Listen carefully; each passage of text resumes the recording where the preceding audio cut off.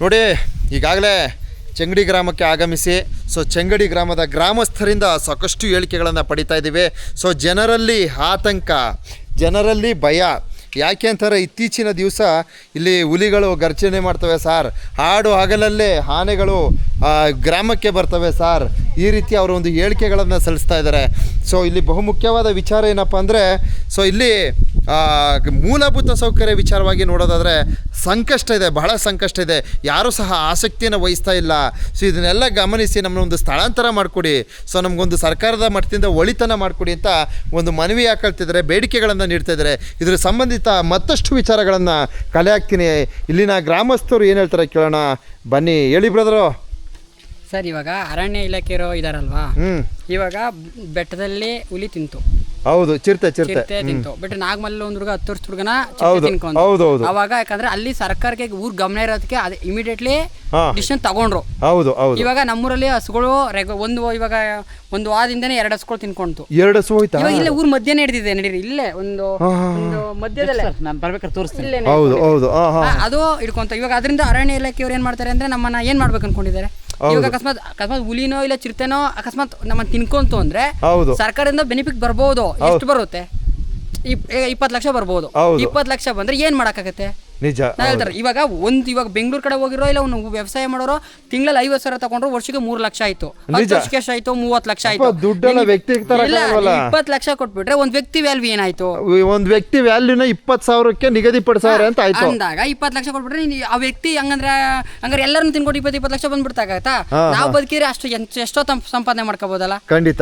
ಇವಾಗ ನಾವು ಸರ್ಕಾರದ ಮೇಲೆ ಗೌರವ ಇಲ್ಲ ಅಂತ ಹೇಳ್ತಲ್ಲ, ಮುಖ್ಯಮಂತ್ರಿ ಮೇಲೆ ಗೌರವ ಇಲ್ಲ ಅಂತ ಹೇಳ್ತಲ್ಲ, ಎಲ್ಲರ ಮೇಲೆ ಗೌರವ ಇದೆ. ನಮ್ಮನ್ನ ಏನ್ ಮಾಡ್ಬೇಕು ಅನ್ಕೊಂಡಿದ್ದಾರೆ ಎಲ್ಲರೂ? ಹೌದು. ಏನ್ ಮಾಡೋದು? ಇವಾಗ ಎಲೆಕ್ಷನ್ ಅಂತ ಬರ್ತಾರೆ ನಾವು ಅಂದ್ರೆ ಇವಾಗ ನಮ್ಮ ಊರು ಹೆಂಗಾರ ಏನಿದೆ, ಇವಾಗ 500 ಓಟು ಇಲ್ಲ 600 ಓಟ್ ಇದೆ, ಊರಿಗೆ ಏನಕ್ಕೆ ಲೆಕ್ಕ ಇಲ್ಲ ಬಿಡು, ಏನಕ್ಕೆ ನಾನು ಹೇಳ್ತಾ ಇರೋದು. ಇವಾಗ ಒಂದು ಊರು ಒಂದು ಗ್ರಾಮ ಅಂದ್ಮೇಲೆ ಸರ್ ಇವಾಗ ಎಲ್ಲರಿಗೂ ಗೊತ್ತಾಗ್ಬೇಕು. ಖಂಡಿತ. ಇವಾಗ ಗ್ರಾಮದ ಇವಾಗ ಪ್ರತಿ ಒಂದು ಗ್ರಾಮಕ್ಕೆ ಇಲ್ಲ ಸೌಲಭ್ಯನೋ ಇಲ್ಲ ಸ್ಥಳಾಂತರನೋ ಅದು ಸೆಕೆಂಡ್ರಿ. ನಾವು ಅದ್ರ ಬಗ್ಗೆ ಮಾತಾಡಲ್ಲ. ಇಲ್ಲ ಸೌಲಭ್ಯ ಮಾಡ್ಕೊಳ್ಬೇಕು, ಇಲ್ಲ ಸ್ಥಳಾಂತರ ಮಾಡ್ಕೊಳ್ಬೇಕು. ನಮ್ದು ಹೆಂಗಾಗಿದೆ, ಎರಡಕ್ಕೂ ಇಲ್ಲ. ಇನ್ನೊಂದು 10 ವರ್ಷ, ಇನ್ನೊಂದು 2-3 ವರ್ಷ ಗಪ್ನಿದ್ ಬಿಟ್ರೆ ಅರಣ್ಯ ಇಲಾಖೆ ಅವರು ಇವ್ರು ಒಬ್ಬೊಬ್ಬರೇ ಹೊಟ್ಟೋಗುತ್ತಾರೆ. ಇವಾಗ ಸರ್ ಇವಾಗ 600 ಜನ ಇದ್ದೀವಿ, ಇವಾಗ 50 ಜನ ಇದೀವಿ. ಇನ್ನೊಂದ್ 2 ವರ್ಷ ಗಪ್ನಿದ್ರೆ 50 ಜನನೂ ಹೊಟ್ಟೋಗ್ತೀವಿ ಬೆಂಗಳೂರಿಗೆ. ಏನಕ್ಕೆ? ಊರು ನಾಶ. ನಾನು ಹೇಳ್ತಾ ಇರೋದು ಯಾರು ಗಮನ ಅನ್ಸಲ್ಲ ಸರ್. ಬಿಡೋ ಇನ್ನೊಂದ್ 2 ವರ್ಷ ಗಪ್ನಿದ್ರೆ ಅವರೇ ಹೊಟ್ಟೋಗ್ಬಿಡ್ತಾರೆ. ಏನಕ್ಕೆ? ಅದರಿಂದ ಈ ತರ ಇವಾಗ ನಮ್ಮ ಮೈಂಡ್ ಸೆಟ್ ಅದೇ ತರ ಬರ್ತಾರದು. ಇವಾಗ 10 ವರ್ಷ ಇವಾಗ ಸರ್ಕಾರ ಮನ್ಸು ಮಾಡಿದ್ರೆ ಏನ್ ಬೇಕಾದ್ರು ಮಾಡ್ಬೋದು. ನಾನು ಹೇಳ್ತಾ ಇವಾಗ ಒಬ್ಬ ವ್ಯಕ್ತಿ ಇವಾಗ ಒಬ್ರು ಶಾಸಕರು ಇದ್ ಮಾಡ್ತಂದ್ರೆ ಒಂದು ಇದು ತಾಲೂಕ್ ಏನ್ ಬೇಕಾದ್ರು ಮಾಡ್ಬೋದು. ಸರ್ಕಾರ ಮನ್ಸು ಮಾಡ್ತಂದ್ರೆ ಇಡೀ ನಮ್ಮ ರಾಜ್ಯನ ಏನ್ ಬೇಕಾದ್ರು ಮಾಡ್ಬೋದು. ಯಾರು ಮನ್ಸು ಮಾಡಿಲ್ಲ ಅಂದ್ಮೇಲೆ ನಾವ್ ಎಲ್ಲಿಗೆ ಹೋಗೋಣ? ಪಾಯಿಂಟ್ ಇಷ್ಟೇ ಸರ್, ನಮ್ದು ಜಾಸ್ತಿ ಏನೂ ಇಲ್ಲ. ಏನ್ ಮಾಡ್ಬೇಕು ಅನ್ಕೊಂಡಿದ್ದಾರೆ? ಇವಾಗ ನಮ್ಗೆ ಗೊತ್ತಿರೋ ಪ್ರಕಾರ ನಮ್ಗೆ ಇವಾಗ 24 ವರ್ಷ ಸರ್. ನಾವು ಹುಲಿ ಸೌಂಡ್ ಯಾವತ್ತೂ ಕೇಳಿಲ್ಲ. ಇವಾಗ ಪ್ರೆಸೆಂಟ್ ಆಗಿ ಒಂದು 5-6 ತಿಂಗಳಿಂದ ನಾವು ಕಂಟಿನ್ಯೂ ಕೇಳ್ತಾನೆ ಇರ್ತೀವಿ ಬಟ್ ಅವತ್ತು ಯಾಕಂದ್ರೆ ರೆಗ್ಯುಲರ್ ಆಗಿ ಓಡಾಡೋದೇ ನಾನು. ಇಲ್ಲಿಂದ ಊರಿಂದ ನಾನು ಹೊರಗಡೆ ಓಡಾಡೋದೇ ನಾನು. ಪ್ರತಿದಿನ ನಾನು ಹೋಗೇ ಹೋಗ್ತೀನಿ. ಇವಾಗ ಒಬ್ರು ಹುಷಾರಿಲ್ಲ ನಾವೇ ಕರ್ಕೊಂಡು ಹೋಗ್ಬೇಕು. ನಾವು ಮಾಡ್ಲೇಬೇಕು. ಊರಲ್ಲಿ ನಾವು ಒಂದು ವಾಟರ್ ಮ್ಯಾನು, ತಂದೆ ವಾಟರ್ ಮ್ಯಾನ್ ನಾವು ಇವಾಗ ಮಾಡ್ತಾ ಇದೀವಿ. ಇವಾಗ ವಾಟರ್ ಮ್ಯಾನ್ ಅಲ್ವಾ? ಇವಾಗ ಏನೇಂದ್ರೂ ಹೇಳ್ತಾ ಇರೋದಂದ್ರೆ ಒಬ್ರು ಗಮನ ಹರಿಸ್ಬೇಕು. ಗಮನ ಹರಿಸಲ್ಲ, ಏನ್ ಮಾಡೋದು ನಾವು? ಅರಣ್ಯ ಅಧಿಕಾರಿಗಳು ಏನ್ ಮಾಡ್ತಾ ಇದ್ದಾರೆ ಸರ್? ಇವಾಗ ಏನ್ ಗೊತ್ತಾ, ಇವಾಗ ಎಕ್ಸಾಂಪಲ್ ಇದೊಂದು ಒಳ್ಳೆ ಸಿಟಿ ಆಗಿದ್ರೆ ಒಂದು ಚಿರತೆನ ಹುಲಿ ಅಂದಾಗ ತಕ್ಕಂತ ಬಂದ್ಬಿಡೋದು, ಜೀಪ್ ಎತ್ಕೊಂಡು ಬಂದ್ಬಿಡ್ತಾರೆ. ಇವಾಗ ಅದೇ ಸರ್, ಇವಾಗ ಎಕ್ಸಾಂಪಲ್ ಇವಾಗ ಒಂದು ಹುಲಿ ಸತ್ತೋಯ್ತು ಅಂದ್ರೆ ಪ್ರತಿ ಒಂದು ಅಧಿಕಾರಿಗಳು ಟಕ್ಕಂತ ಬರ್ತಾರೆ. ಹಸು ಸತ್ತದಾಗ ಇವಾಗ ಸರ್ಕಾರ ನಮಗ್ ಬಂದು ಇದು ಮಾಡ್ಕೊಡ್ತಾರೆ, ಇಲ್ಲ ಅಂತ ಹೇಳಲ್ಲ, ಅದು ಸೌಲಭ್ಯ ಮಾಡ್ಕೊಡ್ತಾರೆ. ನಾನು ಹೇಳ್ತಾ ಅದೇ ಇವಾಗ ಮನ್ಸ ಸತ್ರ ಅದೇ ತರ ತಾನೇ ಮಾಡ್ಕೊಡೋದು. ನೀವು ಅಲ್ಲ ಟಾಪಿಕ್ ಬಿಟ್ಬಿಡ್ತಾರೆ. ಅದೇ ಒಂದು ಹುಲಿ ಸತ್ತೋದ್ರೆ ತಗೋ ಎಲ್ಲ ಅಧಿಕಾರಿಗಳು ಒಟ್ಟಿಗೆ ಬಂದ್ಬಿಡ್ತಾರೆ. ಅದ್ ಕೇಸ್ ಮಾಡ್ಬೇಕಾ, ಮೂವ್ ಮಾಡ್ಬೇಕಾ, ತಗೊಂಡ್ ಹೊಟ್ಟೋಗ್ತಾರೆ. ನಾವೇನ್ ಮಾಡೋಣ? ನಮ್ಮ ಮನುಷ್ಯರು ಏನ್ ಮಾಡೋದು ಹೇಳಿ? ಮನುಷ್ಯ ವ್ಯಾಲ್ಯೂ ಇದೆಯಾ ಇಲ್ಲ ಪ್ರಾಣಿಗಳಿಗೆ ವ್ಯಾಲ್ಯೂ ಇದೆಯಾ? ನನಗೆ ಅದು ಕ್ಲಾರಿಟಿ ಸಿಗ್ತಾ ಇಲ್ಲ. ಎರಡಕ್ಕೂ ವ್ಯಾಲ್ಯೂ ಇದೆ, ಆದ್ರೆ ತಾರತಮ್ಯ ಹಾಕ್ಬೇಕು. ಅದೇ ಸರ್, ಅದು ಆಮೇಲೆ ಇನ್ನೊಂದು topic, main topic sir, ambulance ಒಬ್ಬರಿಗೆ ಫುಲ್ ಮಾಮೂಲಿ 9 ತಿಂಗಳಾಗಿದೆ, ಫುಲ್ ಹೊಟ್ಟೆ ನೋವು ಇಟ್ಕೊಂಡು ನಾನೇ ಫೋನ್ ಮಾಡಿದ್ದೀನಿ. ನಾನೇ ಫೋನ್ ಮಾಡಿದ್ದೀನಿ. ಆಂಬುಲೆನ್ಸ್ ನಾನು ಬೆಂಗಳೂರಲ್ಲಿ ಇದೀವಿ, ಇದ್ರಲ್ಲಿ ಇದೀವಿ, ನಾ ಬರೋದು 2 ಅವರ್ ಆಗುತ್ತೆ, 1 ಅವರ್ ಆಗುತ್ತೆ, ಕಾಯಿರಿ ಅಂದಾಗ ಏನ್ ಮಾಡೋದು ನಾವು? ಅಯ್ಯೋ ಬನ್ನಿ ಕಾಯ್ತೀವಿ ಅಂದು ನಾವು ನೈಟ್ ಅಲ್ಲಿ ನಾವು ಗಾಡಿಲಿ ಕರ್ಕೊ ಹೋಗತ್ತಾ? ಗಾಡಿಲಿ ನಾವು ಕರ್ಕೊ ಹೋಗುತ್ತಾ ನೈಟ್? ಹೇಳಿ ಸರ್ ನೀವೇ. ಓಕೆ, ನಾ ಫೋನ್ ಮಾಡಿದ್ರೆ ಹೋಗಿ ರೆಸ್ಪಾನ್ಸ್ ಬರಬೇಕು. ಇಲ್ಲ ಇಲ್ಲ ಮೊದ್ಲೊಂದು ಹುಡುಗ ಬರ್ತಾ ಇದ್ದಂತಲ್ಲ ಸರ್, ಮೊದಲು ನಲ್ಲೂರಿಂದ ಬರ್ತಾ ಇದ್ರು. ಸರ್ ಅದು ಆವಾಗ ಬರ್ತಾ ಇದ್ರು ಇಲ್ವಾ ನಮ್ಗೆ? ಇವಾಗ ಪ್ರೆಸೆಂಟ್ ನಾನೇ 2 ಟೈಮ್ ಕಾಲ್ ಮಾಡಿದ್ದೀನಿ. 1 ಟೈಮ್ ಫೋನ್ ತೆಗಿತಾರೆ ಸರ್, ಡ್ರೈವರ್ ಇಲ್ಲ, ನಾವು ಬರ್ತಾ ಇದೀವಿ. ಡ್ರೈವರ್ ಇಲ್ಲ ಬರ್ತೀವಿ ಬರ್ತಾ ಇರ್ತೀವಿ ಅಂದಾಗ ನಾವ್ ಇಲ್ಲಿಂದ ಡೈರೆಕ್ಟ್ ಮೇನ್ ಆಫೀಸ್ ಕಾಲ್ ಮಾಡ್ಬೇಕು, ಅಲ್ಲಿಂದ ತಗೊಂಡು ಇಲ್ಲಿ ಬರ್ತಾರೆ. ಹಾ ಹಾ ನಾವು ಡೈರೆಕ್ಟ್ ಕಾಲ್ ಮಾಡಿದ್ರೆ ನಮ್ಗೆ ಇದು ಮಾಡಲ್ಲ, ರೆಸ್ಪಾನ್ಸ್ ಮಾಡಲ್ಲ. ಯಾಕೆ? ನಾವೇನ್ ಮಾಡಿದೀವಿ? ಅದೊಂದಾಯ್ತು, ಅದೊಂದು ಗರ್ಭಿಣಿದಾಯ್ತು. ಆಮೇಲೆ ಆಂಬುಲೆನ್ಸ್ ಬಂತು. ಇವಾಗ ನೈಟ್ ನಾವು ಎಷ್ಟೋ 4 ಗಂಟೆಲಿ ಫೋನ್ ಮಾಡಿ 8 ಗಂಟೆ 9 ನೀನೊಬ್ಬ ಯೂತ್ ಇದೆ, ನೀನು ಎಷ್ಟೇ ಸಮಸ್ಯೆಗಳನ್ನು ವರದಿ ಕೊಟ್ಟರು ಇದು ಕಾಮನ್ ಆಗೋಯ್ತದೆ. ಅದಕ್ಕೆ ನಿನ್ನ ಹತ್ರ ಒಂದು ಮನವಿ ಮಾಡ್ತೀನಿ. ಹೆಂಗೆ ಗೊತ್ತಾ, ಫೈನಲ್ ಆಗಿ ಸರ್ಕಾರದ ಮಟ್ಟದಲ್ಲಿ ಏನು ಮನವಿ ಕೊಡ್ತೀರಾ ಸರ್? ಫೈನಲ್ ಮನವಿ ಅಂದ್ರೆ ಏನ್ ಗೊತ್ತಾ ಸರ್, ಇಲ್ಲ ನಮ್ಗೆ ಬಂದು ಅಧಿಕಾರಿಗಳು ಬಂದು ಫಸ್ಟ್ ಗ್ರಾಮಕ್ಕೆ ಭೇಟಿ ನೀಡ್ಲಿ ಫಸ್ಟು. ಆಮೇಲೆ ನಾವು ಊರ್ನವ್ರು ನಾವು ಕುತ್ಕೊಂಡು ನಾವ್ ಏನ್ ಮಾತಾಡ್ಬೇಕು ನಾವು ಡೈರೆಕ್ಟ್ ಅವ್ರ ಹತ್ರನೇ ಮಾತಾಡ್ಕೊಂತೀವಿ. ಹೌದು, ಇಲ್ಲಿಗೆ ಬರಲ್ಲ ಸರ್ ಅಧಿಕಾರಿಗಳು, ಯಾರು ಬರಲ್ಲ. ಅದೆಲ್ಲ ಕನಸು. ಈಗ ನಾನು ಕೇಳೋದು, ಈಗ ನಾನು ಗಮನಿಸಿದಾಗ ಇತ್ತೀಚೆಗೆ ನೀವು ಒಂದು ನಮಗೆ ವರ್ಗಾವಣೆ ಮಾಡ್ಕೊಡ್ಬೇಕು, ಇವಾಗ ನಮ್ಮೂರಿಗೆ ಅವರು ಸರ್ಕಾರದಿಂದ ಇಷ್ಟು ವರ್ಷ ಕಾಲ ಹೋರಾಟ ಮಾಡಿ ಏನು ಮಾಡ್ಲಿಲ್ಲ ಅಂದ್ರೆ ಊರಿಗೆ ಸೌಕರ್ಯ ಮಾಡ್ಕೊಡ್ಬೇಕು, ಇಲ್ಲಾಂದ್ರೆ ವರ್ಗಾವಣೆ ಮಾಡ್ಕೊಡ್ಬೇಕು, ವರ್ಗಾವಣೆ ಮಾಡ್ಬೇಕು. ಅಲ್ಲ ಮಾಡಿಗಿಂಟ ಆದ್ರೂ ಊರಿಗೆ ಕಷ್ಟ ಸುಖಕ್ಕೆ ಒಂದ್ ಗಾಡಿ ಬಿಡ್ಬೇಕು, ಒಂದು ಅಕ್ಕಿ ಬರುವಂಗ್ ಮಾಡ್ಕೊಡ್ಬೇಕು. ಸರ್ ಓಟು ನಾವು ಇವಾಗ ಎಲ್ಲರೂ ತಗೊಂಡು ನಾವು ನಮ್ಮ ಪ್ರಕಾರ ಇಷ್ಟು ನಿಲ್ಸೋಣ ಅನ್ಕೊಳ್ಬೇಕು ಅಷ್ಟೇ. ಯಾಕಂದ್ರೆ ಸರ್ ಇವಾಗ ನಾವು ಇವಾಗ ಬ್ಯಾನ್ ಮಾಡ್ತಂದ್ರೆ ಬರ್ಲಿ ಸರ್ ಅಧಿಕಾರಿಗಳು, ನೋಡ್ಲಿ ಸರ್. ಇವಾಗ ನನ್ನ ಮನ್ಸಲ್ಲಿ ನಿಲ್ಸ್ಬೇಕು ಅನ್ಕೊಂಡಿದ್ವಿ, ಬಟ್ ಬೇರೆಯವ್ರ ಮನ್ಸಲ್ಲಿ ಏನಿದೆ ನನಗೆ ಗೊತ್ತಿಲ್ಲ. ನನ್ನ ಪರ್ಸನಲ್ ಒಪಿನಿಯನ್. ಹೌದು ಹೌದು ಹೌದು. ಇವಾಗ ನಾವು ಅವ್ರ ಒಪಿನಿಯನ್ ಇಂಡಿಯನ್ ಹತ್ತಲ್ಲ ಆಯ್ತಲ್ಲ ಹಂಗೆ. ಹಾ ಇಂಡಿಯನ್ ಹತ್ತಲ್ಲ ಆಯ್ತು. ಅದು ಸರ್ ಅದು ಅಲ್ಲ ಕಣ, ಅವ್ರಿಗೆ ಇಂಡಿಯನ್ ಹತ್ತಲ್ಲ ಆದ್ರೂ ಏನು ಆಗ್ನಿಲ್ವಲ್ಲ ಮರೆ. ಎಲ್ಲ ಪಾಪ ಕೇಸ್ಗಳು ಹಾಕ್ಸ್ಕೊಂಡು ಎಲ್ಲ ಒಂದಷ್ಟು ಜನ ಇವತ್ತು ನರಕ ಅನುಭವಿಸ್ತವ್ರೆ. ಏನು ಇದು ವ್ಯವಸ್ಥೆ? ಸರಿ ಸರ್, ನಾವು ಇವಾಗ ನಾವು ಹಂಗಾರೆ ನಾವು ಎಲೆಕ್ಷನ್ ಸ್ಟಾಪ್ ಮಾಡೋದು ಕಷ್ಟವೇ. ಇವಾಗ ನಮ್ಮ ಮೇಲೆ ಕೇಸ್ ಆಗ್ಬೋದು ಅನ್ಕೊಳ್ಳಿ. ಹೌದು. ಇಲ್ಲ ನಾವು ಎಲೆಕ್ಷನ್ ಬರ್ತಾರೆ ಓಟ್ ಹಾಕ್ಬಿಟ್ಟು ಕಳಿಸ್ತೀವಿ. ಹೌದು. ಅವ್ರು ಓಟ್ ಹಾಕ್ಬಿಟ್ಟು ಹೋಗ್ತಾರೆ, ಆಮೇಲೆ ಮುಗಿದ ಇಲ್ಲಿಗೆ ಮುಗಿದೋಯ್ತು ಅಷ್ಟೇ. MLಗಳು ಗೆಲಿಗಿಂತ ಒಂದ್ ಮಾತಾಡ್ತಾರೆ, ಗೆದ್ದಾದ್ಮೇಲೆ ಒಂದ್ ಮಾತಾಡ್ತಾರೆ. ಇಲ್ಲ ಆ ತರ ಆದ್ರೆ ಊರಿಗೆ ಒಂದ್ ಹಳ್ಳಿ ಅನ್ಬೇಕು ಸರ್. ನಮ್ಮ ಊರ್ ಕೌದಳಿಂದ ಎಷ್ಟು ಕಿಲೋಮೀಟರ್ ಇದೆ ಸರ್? ಈ ಹಳ್ಳಿಗೆ ಒಂದ್ ಸೌಕರ್ಯ ಮಾಡೋದ್ಮೇಲೆ ಇನ್ ಬೇರೆ ಕಡೆ ಎಲ್ಲ ಇವ್ರು ಮಾಡ್ತಾರ ಇವರು MLಗಳು. ಅದಕ್ಕೋಸ್ಕರ ನಮ್ಗೆ ಹಳ್ಳಿ ಮಟ್ಟಕ್ಕೆ ಬಂದು ಫಸ್ಟ್ ಗೌರವ ಇಲ್ಲ ಅಂತ ಹೇಳ್ತಾರೆ. ಬಟ್ ನಮ್ಮೂರ್ನ ಅವರು ಮೈಂಡ್ ಅಲ್ಲಿ ಇಟ್ಕೊಂಡಿಲ್ಲ, ಫಿಕ್ಸ್ ಮಾಡ್ಕೊಂಡಿಲ್ಲ ಬಿಡು ಸರ್. ಇವಾಗ ಹೆಂಗಂದ್ರೆ ಇವಾಗ ಸರ್ ರೈತರು ಇರೋದೇ ಕಮ್ಮಿ ಸರ್. ಇವಾಗ ರೈತರು ಇರೋದೇ ಕಮ್ಮಿ, ಆದ್ರೂ ವ್ಯವಸಾಯ ಮಾಡೋದು ತುಂಬಾ ಕಮ್ಮಿ ಆಗಿದೆ. ಇವಾಗ ಮೊದಲಿಗೂ ವ್ಯವಸಾಯಕ್ಕೂ ಇವಾಗ ವ್ಯವಸಾಯಕ್ಕೂ ತುಂಬಾ ಅಂತರ ಬಂದ್ಬಿಟ್ಟಿದೆ. ಇನ್ನೊಂದು 10 ವರ್ಷ ಆಯ್ತಂದ್ರೆ ನಾವು ರೈತರು ಇರೋದೇ ಇಲ್ಲ. ಖಂಡಿತ. ಅವಾಗ ನಾವು ಇವಾಗ ಹೆಂಗ್ ಗೊತ್ತಾ ಸರ್, ಇವಾಗ ಎಕ್ಸಾಂಪಲ್ ಇವಾಗ ಒಂದು ರಾಗಿನ ಜೋಳ ಬಿದ್ದು ಒಂದು 50 ಕ್ವಿಂಟಲ್ ಬಿಟ್ಟು 1 ಲಕ್ಷ ಅನ್ಕೊಳ್ಳಿ. ಬೇಡ ಬೆಂಗಳೂರಿಗೆ ಹೋಗೋಣ, ಕೂಲಿ ಜೀವನ ಮಾಡ್ಕೊಳ್ಳೋಣ, ಒಂದು 3 ತಿಂಗಳು 4 ತಿಂಗಳು ಕಷ್ಟ ಬೀಳೋಣ, ಹೆಂಗ ಒಂದು 1 ಲಕ್ಷ ಮಾಡ್ಕೊಳ್ತೀವಿ ಅನ್ನೋ ಮೈಂಡ್ ಸೆಟ್ ಬಂದ್ಬಿಟ್ರೆ ಸರ್. ಇವಾಗ ಯೂತ್ಗಳೆಲ್ಲ ಬೆಂಗಳೂರು ಕಡೆ ಹೋಗಿದೀವಿ. ಇವಾಗ ನಾವು ಬೆಂಗಳೂರಲ್ಲೇ ಇರೋದು, ನಾವು ಹೊಟ್ಟೋಗ್ತೀವಿ. ನಾವು ಪ್ರೆಸೆಂಟ್ ನಾನು ಬೆಂಗಳೂರಲ್ಲೇ ಇರೋದು. ನಮ್ಮ ತಂದೆ ಇವಾಗ ಹುಷಾರಿಲ್ಲ ಅಂತ ನಾನು ಬಂದಿದ್ದೀನಿ. ಪ್ರೆಸೆಂಟ್ ನಾನು ಬೆಂಗಳೂರಲ್ಲೇ ಇರೋದು. ಇವಾಗ ಇವ್ರು ಏನ್ ಮಾಡ್ತಾರೆ ಹಳ್ಳಿರು, ಇವರು ಅಜ್ಜಿರುಗಳು ಇವಾಗ ಇವ್ರಿಗೆ ಎಕ್ಸಾಂಪಲ್ ಒಂದು ಹುಷಾರ್ ತಪ್ಪಾಯ್ತು, ಏನ್ ಮಾಡೋದು ನಾವು ಸರ್? ಇವಾಗ ವಾತಾವರಣ ಅದ್ ಹೇಳಿ, ನಮಗೆ ಅಲ್ಲಿ ವಾತಾವರಣ ಹಿಡಿಸಲ್ಲ, ಇಲ್ಲಿ ಇರಬೇಕು, ನಮ್ಗೆ ಅನುಕೂಲ. ಹೌದು. ಬೆಂಗಳೂರಲ್ಲಿ ನಮ್ಗೆ ನಮ್ಮ ಜೀವನಕ್ಕೆ ನಮ್ಗೆ ಅಲ್ಲ ಬೆಂಗಳೂರು ಹೋಗಿ ಕೂತ್ಕೊಂಡು ನೀ ಏನ್ ಮಾಡ್ದೆ? ನೀನ್ ಇಲ್ಲೇ ಇರ್ಬೇಕಂಬಿಡು. ನಾನು ಬೆಂಗಳೂರಿಗೆ ಹೋಗ್ಬೇಕು ಇರ್ಬೇಕು ನಾನು ಅದ್ ಮಾತಾಡೋದೇ ಇಲ್ಲ. ಬೇಡವೇ ಬೇಡ. ತಪ್ಪಿ ಹುಷಾರ್ ತಪ್ಪೋದ್ರೆ ನಾವ್ ಏನ್ ಮಾಡೋಣ? ನನ್ಗೆ ಅಷ್ಟೇ ಕ್ಲಾರಿಟಿ ಬೇಕಾಗಿ. ಅಪ್ಪ ನಿಮ್ಗೆ ಎಲ್ಲಾನು ಅನ್ಸರ್ಸ್ಕೊಂಡು ಹೋಗ್ತಾ ಇದ್ರಿ ಇಷ್ಟ ದಿನ, ಎಲ್ಲ ಅನ್ಸರ್ಸ್ಕೊಂಡು ಹೋಗಿದ್ದೀರಾ ಕೇಳಿ, ಎಲ್ಲ ಅನ್ಸರ್ಸ್ಕೊಂಡು ಹೋಗ್ತಿದ್ರಿ. ಇವತ್ತು ನಿಮ್ದು ಬಹು ಮುಖ್ಯವಾದ ಬೇಡಿಕೆ ಅಂದ್ರೆ ಹುಲಿ ಶಬ್ದ ಸರ್. ಹೌದು ಸರ್. ಇವಾಗ ನಮ್ಗೆ ಆನೆ ಅವಾಗಿಂದ ಇದೆ, ಆನೆ ಇದೆ ಸರ್. ನಾನು ತುಂಬಾ ಟ್ರಿಪ್ ತಗೊಳಕೊಂಡಿದ್ದೀನಿ. ಬಟ್ ಆನೆ ಅಂದ್ರೆ ಹೆಂಗೋ ದೇವ್ರ ಕಟ್ಟಿಸ್ತೀನಿ ನಮ್ಗೆ ಇದಾಗುತ್ತೆ. ಹುಲಿದು ಯಾಕಂದ್ರೆ ಇವಾಗ ಪ್ರೆಸೆಂಟ್ ನಾವು ಒಂದೇ ರೋಡಲ್ಲಿ ಓಡಾಡಬೇಕು. ಹೌದು. ನಾವಂದ್ರೆ ನಮ್ಗೆ ಯಾವತ್ತೂ ಅದು ಬಿದ್ದಿಲ್ಲ, ನಮ್ಗೆ ಅದು ಮೈಂಡಲ್ಲಿ ಇಲ್ಲ. ಹುಲಿ ನಮ್ಗೆ ಇಲ್ಲ ಇಲ್ಲ ನಮ್ಗೆ ಮೈಂಡಲ್ಲಿ ಬರಲ್ಲ. ಇವಾಗ ಬಂದ್ಬಿಡ್ತು. ಇವಾಗ ಹೆಂಗಾಯ್ತಾ, ಇವಾಗ ಹೋಗ್ಬೇಕಾದ್ರೂ ಭಯನೇ, ಬರ್ಬೇಕಾದ್ರು ಭಯ. ಹೌದು. ಇವಾಗ ಸರ್ ನಾವೇನೋ ಒಂದು ಹುಡುಗರು ಅಕಸ್ಮಾತ್ ಕಂಡ್ರು ಬಿದ್ದು ಓಡ್ಬಿಡ್ತೀವಿ. ಹೌದು. ನಾನ್ ಹೇಳ್ತಾರೆ ಸರ್, ಇವಾಗ ಎಕ್ಸಾಂಪಲ್ ಇವಾಗ ನಾನು ಕರ್ಕೊಂಡು ಹೋಗ್ತೀನಿ. ಇವತ್ತು ನಾನು ಅಕಸ್ಮಾತ್ ಬಂದು ತಗೊಂಡು ಗಾಡಿ ಬಿಸಾಕ್ಬಿಟ್ಟು ರೈಟ್ ನಾನು. ಹೌದು ಹೌದು. ಇವ್ರನ್ನೇನ್ ಮಾಡಿ ನಾನು? ಓ ನೀವು ಜೊತೆ ಕರ್ಕೊಳ್ತೀರಲ್ವಾ? ಆಮೇಲೆ ಕೆಟ್ಟ ಹೆಸರು ಯಾರು ಬರೋದು ಸರ್? ಕೆಟ್ಟ ಹೆಸರು ಯಾರು ಬರುತ್ತೆ ಸರ್? ನನಗೆ ಬರುತ್ತೆ. ಅವ್ರು ಇವ್ರ ಮಕ್ಕಳು ಕರ್ಕೊಂಡು ಹುಲಿ ತಿನ್ಸ್ಬಿಟ್ಟ ಬೆಂಗಳೂರಿಂದ ಫೋನ್ ಮಾಡ್ತಾರೆ ನನಗೆ, ಏಯ್ ನಮ್ಮ ತಂದೆ ತಾಯಿನ ಯಾಕೋ ಕರ್ಕೊಂಡು ಹೋದೆ ನೀನು?